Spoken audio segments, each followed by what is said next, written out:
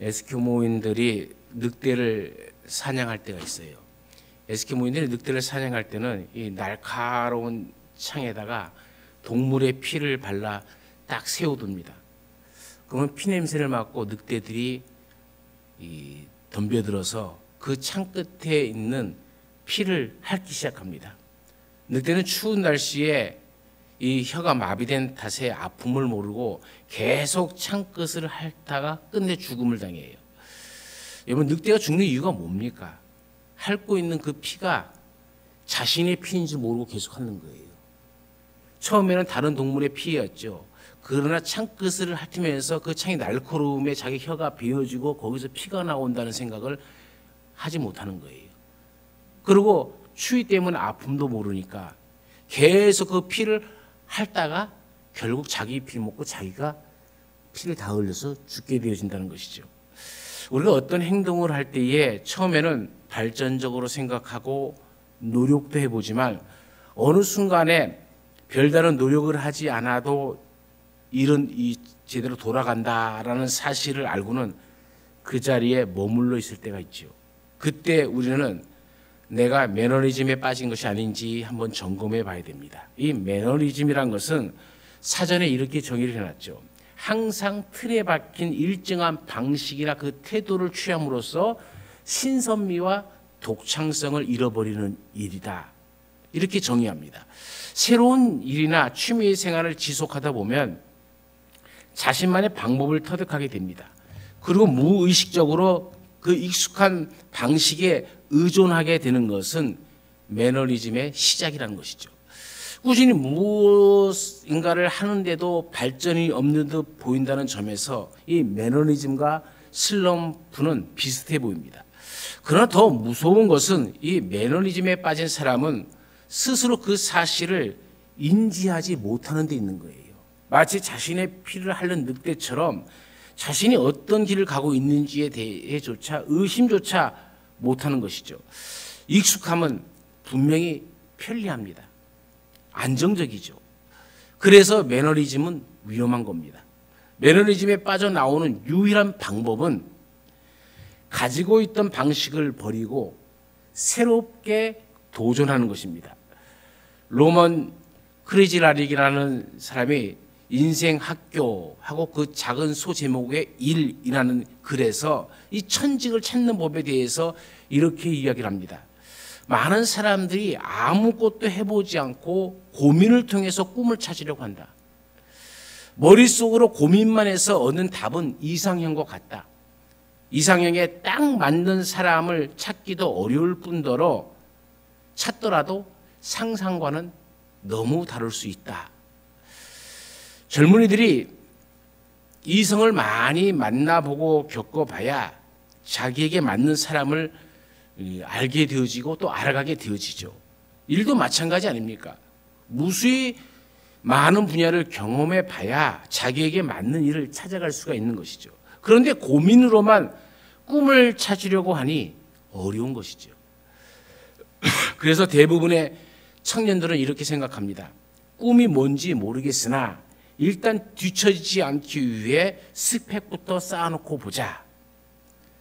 하지만 이 청년의 시기는 뒤처지지 않기 위해서 막연히 스펙을 쌓아가는 시기가 아니라 자기의 꿈을 찾기 위해서 다양한 경험을 해야 하는 시기입니다.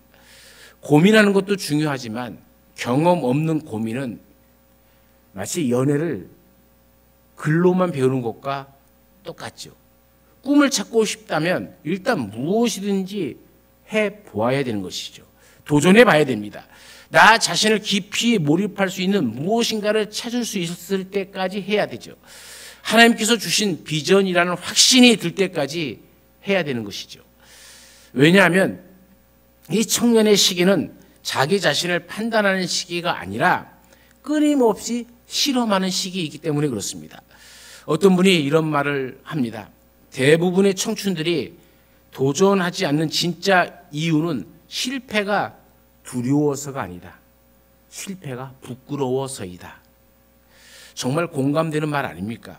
실패가 두렵기보다는 실패가 부끄러운 거예요. 내가 실패했어라는, 그리고 그것을 통한 사람들이 따가운 시선이 더 두려운 것이죠. 그러면 청년들만 도전하는 삶을 살아야 합니까? 아니죠.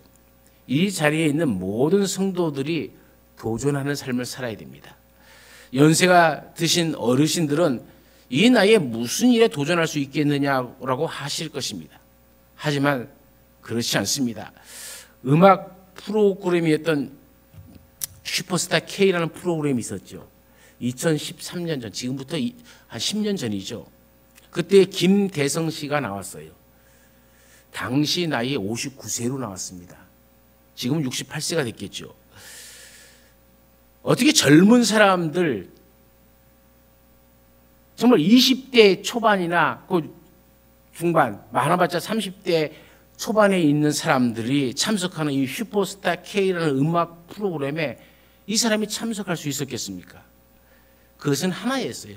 꿈이 있었기 때문입니다.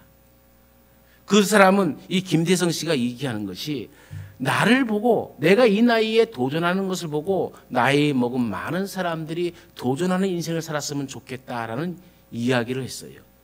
참 그 이야기를 감명 깊게 받아들였습니다. 꿈이 있는 사람은 나이와 상관이 없이 도전할 수가 있죠. 요엘서 2장 28절에는 뭐라고 얘기합니까? 그 후에 내가 내 영을 만민에게 부어주리니 너희 자녀들이 장래일을 말할 것이요 너희 늙은이는 꿈을 꾸며 너희 젊은이는 이상을 볼 것이다 이야기하지 않습니까? 요엘 선지자는 마지막 때에 내 영을 부어 늙은이는 꿈을 꾸게 할 것이다 라고 하나님의 말씀을 전하지 않았습니까? 아브라함은 75세에 하나님께 부름을 받았고 100세가 넘었을 때에 하나님께서 그 믿음을 온전히 인정함을 받았죠. 모세는 80세에 출애굽의 지도자로 부름을 받았습니다. 갈렙은 84세에 거인들이 살고 있는 이 헤브론 땅을 점령하겠다고 담대하게 도전장을 내밀고 나섰습니다. 젊기 때문에 꿈을 꾸는 것이 아니라 꿈을 꾸는 사람이 젊은 것이죠. 젊기 때문에 도전하는 것이 아니라 도전하는 사람이 젊은 것입니다. 그런데 여러분, 성경에 나오는 말 중에 도전이란 말이 있을까요?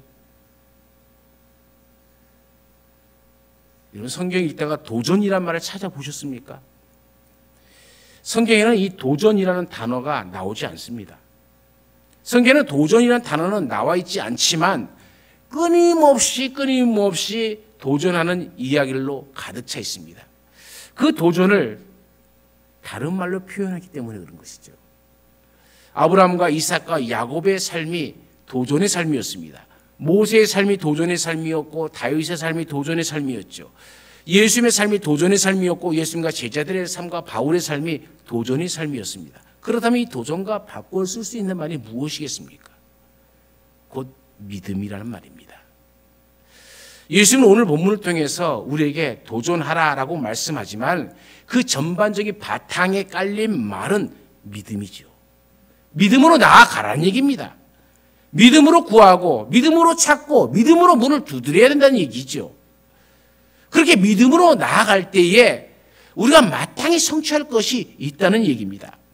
오늘 본문은 우리가 흔히 기도에 대한 말씀이라고 얘기합니다. 물론 기도에 관한 말씀입니다. 기도에 대해서 설교할 때 주로 인용되는 말씀이기도 합니다. 그러나 저는 이 부분을 끝까지 도전하라는 주님의 메시지로 해석을 해도 전혀 문제가 없다고 생각되어집니다. 구하라, 찾으라, 문을 두드리라. 그 바탕에는 믿음이란 말이 깔려 있듯이 믿음으로 구함에 도전하고 찾는 일에 도전하고 문을 두드리려 도전하면은 우리 가운데 놀라운 역사가 나타나게 될 줄로 믿습니다. 오늘 이 말씀 가운데 우리는 세 가지 질문을 먼저 해야 됩니다. 자, 구하라, 찾으라, 문을 두드리라 했는데 그 첫 번째 질문은 언제까지라는 말로 한번 그 앞에 넣어 보십시오. 언제까지 구하고 언제까지 찾고 언제까지 문을 두드려야 됩니까? 이 시간과 기간을 말합니다. 정답은 받을 때까지, 찾을 때까지, 열릴 때까지이죠. 두 번째는 무엇을 이라는 말을 넣어봐야 됩니다. 이미 대답은 나와 있습니다. 마태복음 6장 31절과 32절과 33절에 뭐라고 얘기합니까? 그러므로 염려하여 이르기를 무엇을 먹을까 무엇을 마실까 무엇을 입을까 하지 말라. 이는 다 이방인이 구하는 것이라. 너희 하늘 아버지께서 이 모든 것이 너희에게 있어야 할 줄을 아시느니라. 너희는 먼저 그의 나라와 그의 의를 구하라. 그리하면 이 모든 것을 너희에게 더하시리라. 믿습니까? 그러면 무엇을 구하라는 것은 분명히 나온 것이죠. 무엇을 찾아야 될지 어떤 문을 두드려야 될지 이미 답이 나와 있는 겁니다. 정답은 하나님의 나라와 그 의를 구하는 것이죠. 그러면 세 번째는 누구를 위하여? 라는 말입니다. 여러분 우리 신앙인의 삶의 목적이 무엇이라고 생각하십니까? 이방인들이 구하는 그 솔로몬의 영광입니까? 큰 세력, 큰 물질, 큰 권력, 큰 명예입니까? 그건 다 이방인들이 구하는 겁니다. 솔로몬의 영광도 이 꽃 하나만 못하다라고 꽃을 보면서 우리 주님이 얘기하지 않았습니까? 먹는 것, 마시는 것, 입는 것이 우리에게 구하는 것이 아니라, 아니 우리가 그것을 만약 구한다면은 그럼 누구를 위해서 먹고 누구를 위해서 마시고 누구를 위해서 입고 살아가야 된다는 얘기죠. 우리가 구하고 찾고 문을 두드리는 것도 누구를 위해서 하는 겁니까? 그 정답은 하나님의 영광을 위하여 하라입니다. 예수님이 이미 말씀하셨어요. 마태복음 5장 16절에 이같이 너희 빛을 사람 앞에 비추게 하여 저희로 너희 착한 행실을 보고 하늘에 계신 너희 아버지께 영광을 돌리게 하라. 바울도 똑같은 이야기를 고린도전서 10장 31절에 그런 의미를 가지고 얘기합니다. 너희가 먹든지 마시든지 무엇을 하든지 다 하나님의 영광을 위하여 하라. 우리는 성경 말씀을 통해서 언제까지 무엇을 또 누구를 위하여에 대한 확실한 대답을 들었습니다. 이미 알고 있습니다. 그러면 그렇게 살기 위해서 우리는 어떻게 살아가야 됩니까? 예수님 구하고 찾고 문을 두드리라고 분명히 말씀하셨습니다. 구하는 자가 받을 것이라고, 찾는 자가 찾아낼 것이고 문을 두드리는 사람에게 열릴 것이라고 말씀해 주셨습니다.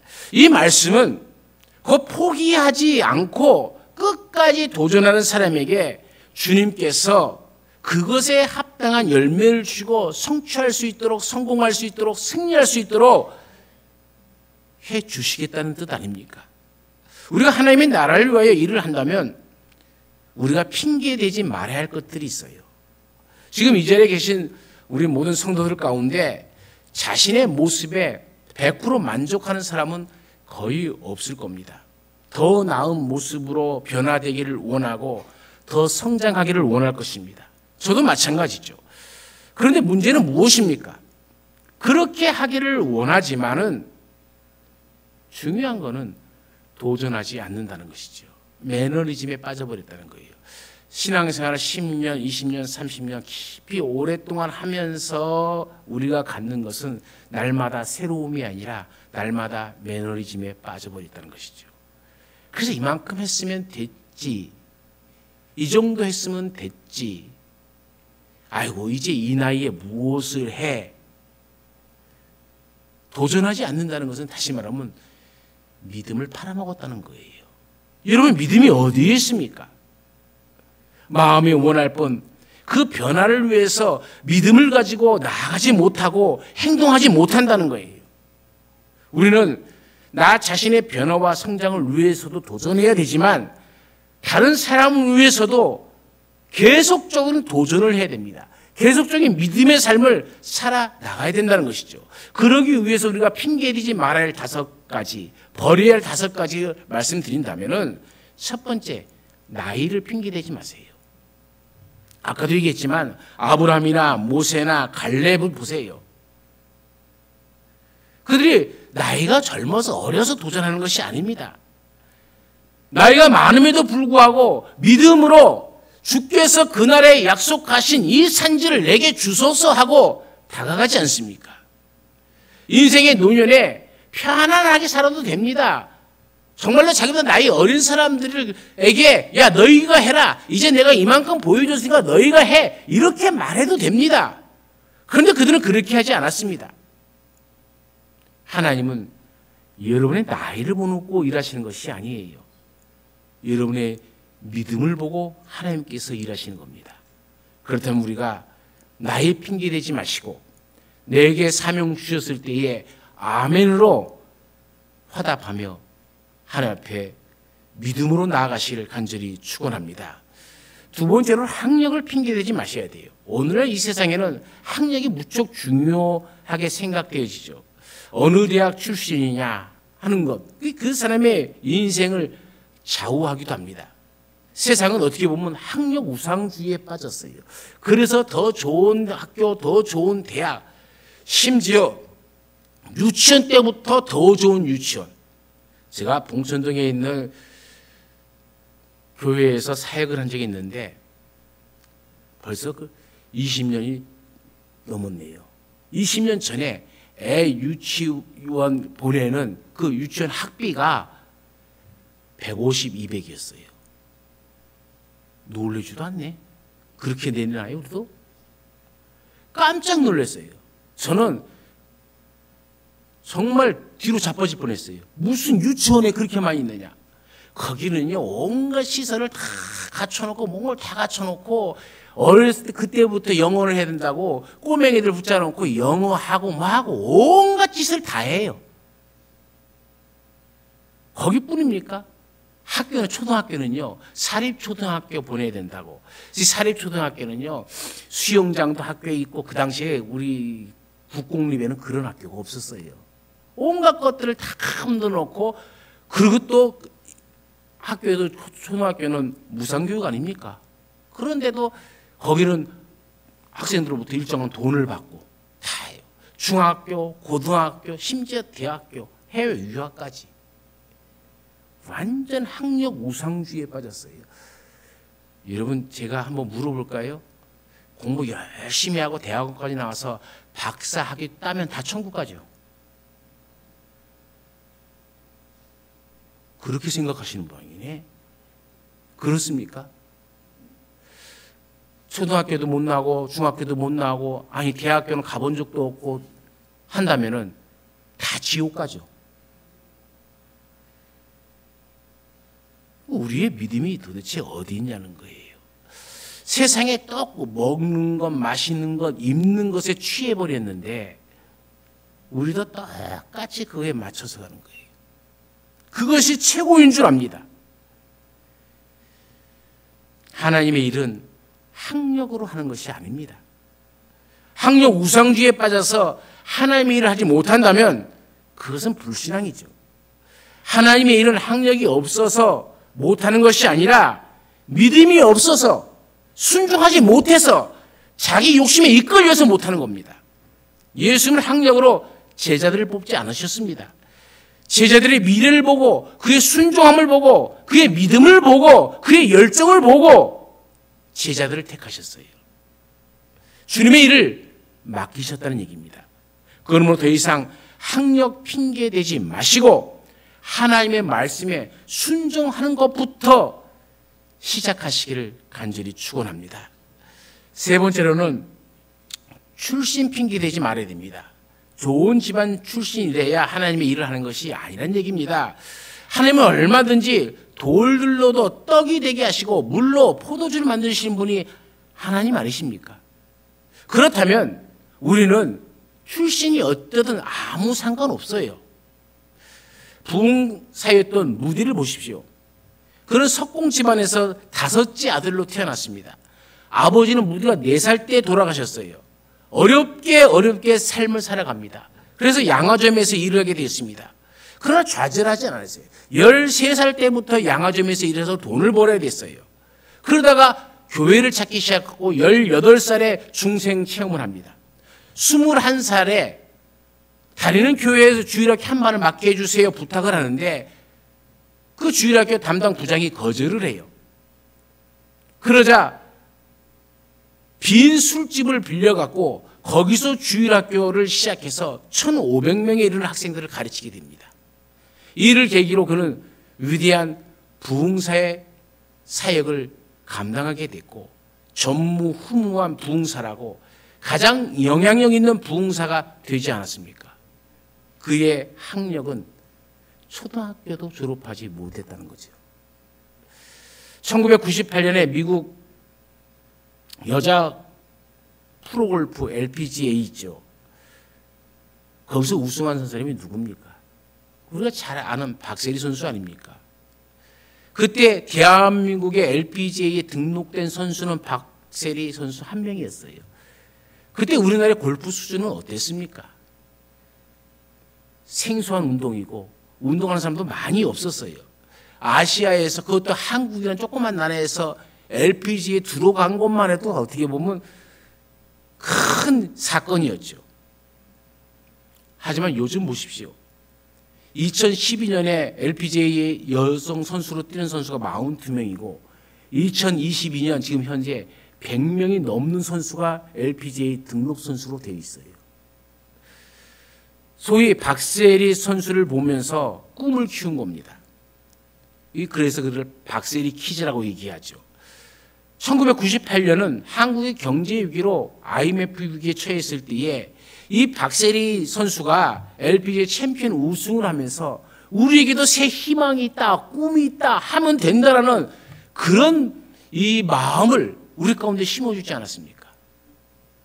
그 장면을 보면 한국의 많은 소년, 소녀들이 나도 할 수 있다라는 그 생각을 갖게 되어지고 지금은 1년에 몇 차례씩 한국 선수들이 LPGA에서 우승한다는 것을 이제는 그냥 일상적인 일처럼 되어버렸잖아요. 박세리 선수는 은퇴를 했죠.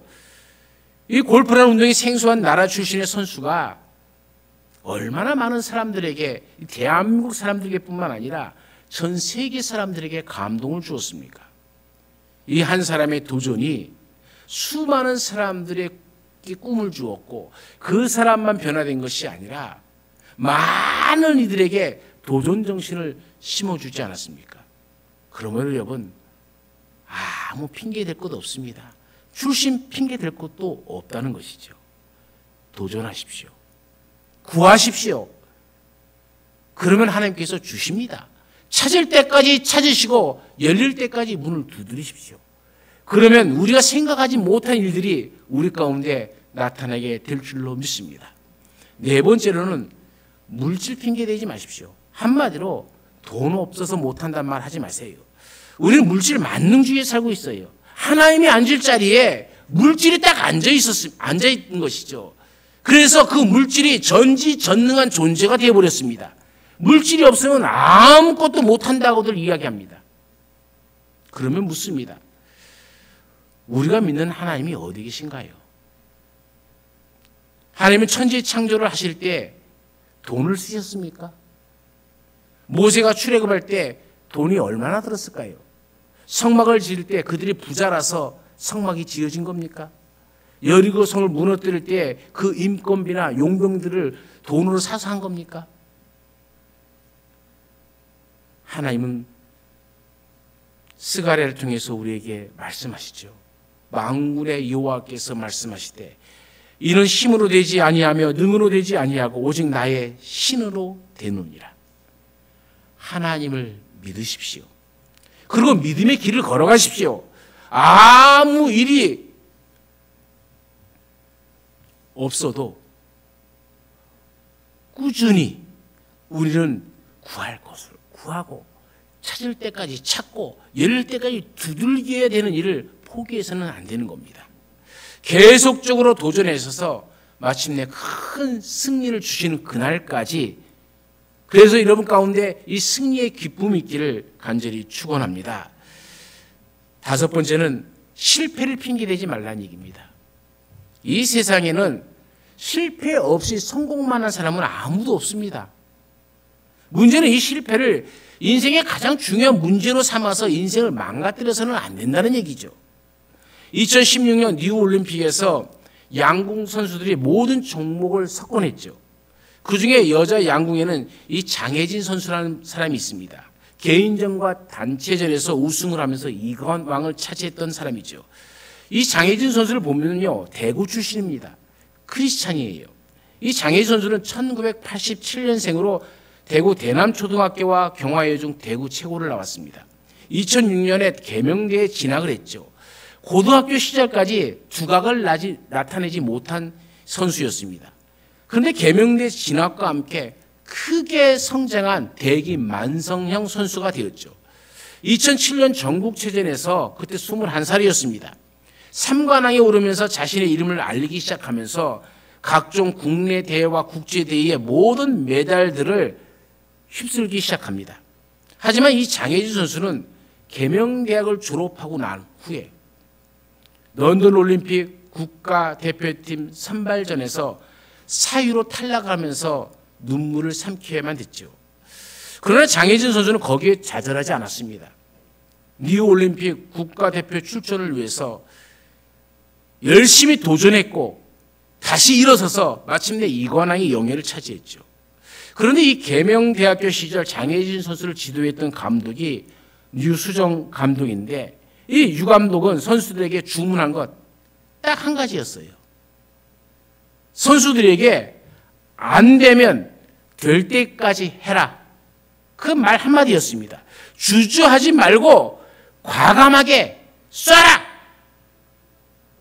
그 유 감독은 선수들에게 끊임없이 도전하라고 요구한 겁니다. 안 맞았으면 왜 안 맞았는지 맞출 때까지 그 관역의 정중앙을 맞출 때까지 계속해서 쏘라고 얘기한 거죠. 유 감독의 지도를 받은 이 장혜진 선수는 이 도전을 했고 자신의 꿈을 이루게 되어집니다. 여러분, 아브라함 링컨은 선거에서 18번을 떨어졌어요. 그리고 18번의 도전 끝에 대통령에 당선이 된 거죠. 라이트 형제는 805번의 도전 끝에 다시 말하면 804번을 실패했다는 얘기죠. 그리고 805번 만에 비행에 성공을 해서 비행기를 만든 겁니다. 에디슨은요, 수천 번 이상의 도전 끝에 이 전구를 발명하게 되어진 것이죠. 만약 이들이 도전과 실패가 없었다면 지금 이 세상에는 빛도 비행기도 등도 없었을지 몰라요. 나와 우리를 바꾸는 이 아름다운 시작은 도전하는 데 있습니다.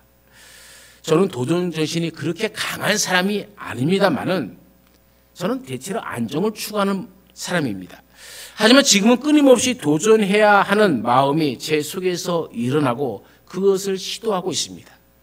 형곡교회를 도전하는 교회로 세워나가려고 합니다. 하나님께서 원하시는 이 교회다운 교회의 모습, 그것을 꿈꾸며 그것을 이루기 위해서 도전은 계속될 것입니다. 하나님께서 기뻐하시는 교회를 만들기 위해서 우리도 도전해야 됩니다.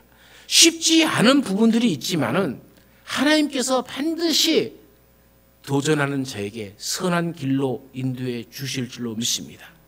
그런데 여러분, 도전하는 것에 대해서 너무 어렵게 생각하지 마십시오. 저는 여러분에게 엄청난 것에 도전하라고 말씀을 드리는 것이 아닙니다.